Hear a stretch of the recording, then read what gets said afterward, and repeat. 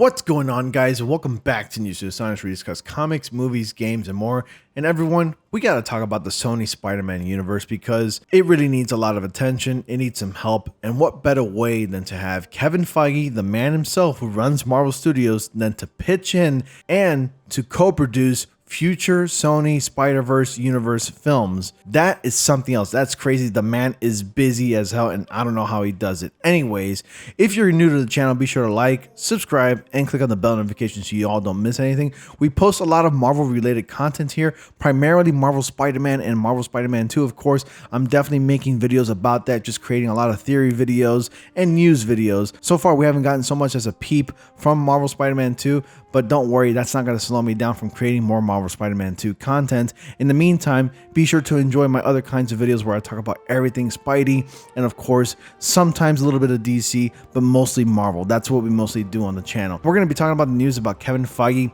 co-producing future Sony Marvel Universe movies moving forward. This is actually kind of exciting because Kevin Feige is a man that knows what he's doing when it comes to producing multiple movies. He seems to be getting everything in order, and just about all the movies are cohesive to one another. So it'll only make sense to at least make the Sony Marvel Universe films to be adjacent to the MCU, since it's always possible for the MCU to cross over with that universe once again. We already saw it in Spider-Man No Way Home. There's a possibility that we can experience something like that once again in the future. So this is coming from a Reddit post, and it's not really much to go on, but then we can discuss about it after I read this Reddit post. And it says here, Production Weekly, Marvel Studios and Kevin Feige will co-produce Sony's Spider-Man universe movies. And not sure how this has gone under the radar. In late April 2022, Production Weekly revealed in their report of upcoming projects in development that Marvel Studios will be co-producing the films Madame Web, El Muerto, the film that nobody asked for, and Venom 3, with Kevin Feige listed as producer of Madame Web.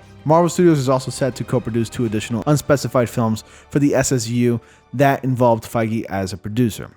Now, that's pretty much all there is to go on, and I'm surprised I couldn't find any more information regarding that, but this is really interesting, and this makes total sense for the future.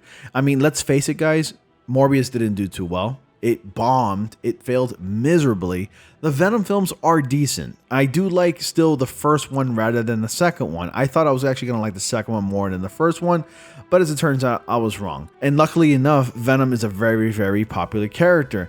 Now, I just don't like the direction that Sony's going in by taking these villains that we know from the Spider-Man universe and turning them into anti-heroes. It's like these Sony boardrooms or these meetings are filled with people that are so out of touch, who look at one thing and they just decide, hey, let's turn them into anti-heroes. Let's make them more sympathetic.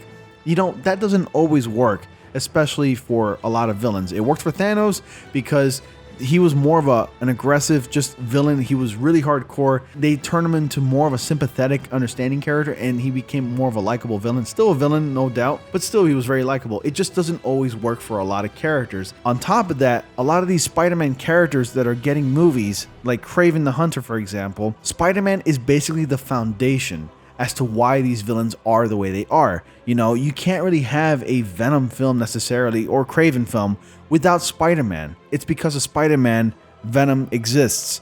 It's because of Kraven, he has the motivation to become the best hunter there is and pretty much become better than Spider-Man. He has something to fight for. Changing their origin, it's just a disaster in the making, and I think Sony really needs to stop making these movies. The only reason why they keep making Spider-Man spin-off movies is to basically never let go or lose the rights of the Spider-Man character. Because remember, Sony only has the film rights. As far as everything else, such as merchandise and animated series and comics, basically Marvel has the rights to those. They can do pretty much whatever they want. The only thing about Spider-Man Sony owns is just the film rights, and that's it. In fact, Marvel makes way more money in merchandise alone than Sony will ever make from the films. This is pretty exciting stuff. I think since Kevin Feige is going to be going ahead and taking some charge and actually implementing some of his leadership skills in the Sony Spider-Man universe, we're going to be able to see future Sony Marvel films be at least cohesive to one another and have their existence at least make sense.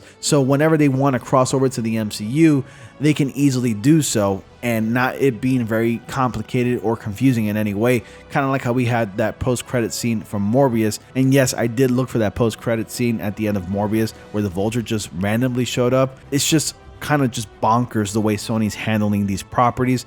And I just wish they can stop being stubborn and just listen. They already listened as far as making a good deal with Disney to now keep Spider-Man in the MCU.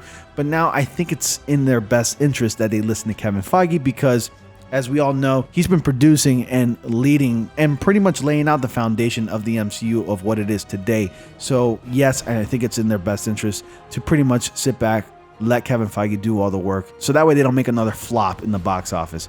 But that's just me. I'm just saying. You let me know your thoughts, guys. Thank you all so much for watching. Be sure to like, comment, subscribe, and click on the bell notifications so y'all don't miss anything. Post your thoughts and theories down in the comment section below. And as always, I will see you all in the next comic panel.